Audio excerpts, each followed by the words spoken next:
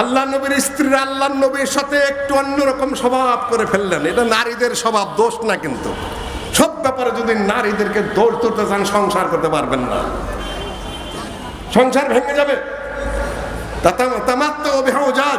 একটু বেকা কথা, একটু পেছানো কথা, হায়ের জায়গায় না, নায়ের জায়গার হা, বাতিল ঠকঠকানি আদরও করবে, মহব্বত করবে, আর ওগুলা করতেই থাকবে। কাজে যারা না বুঝেছে যুবকরা, তারা কয় এই যা তালাক, আমার দুই এক হুজুরে বইলাও দিয়ে ফটো দেয়, তালাক দাও না কে, ওই বউ করে রাখো কেন?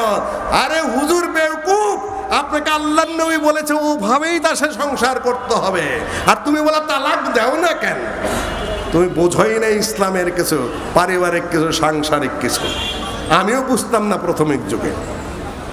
সম্মানিত উপস্থিতি, আল্লাহ নবীর স্ত্রীরা দাবি করে বসলেন, ভালো খাবার চাই, ভালো পোশাক চাই, ভালো থাকা চাই ইত্যাদি, সব বউ একত্রিত হয়ে গেলেন।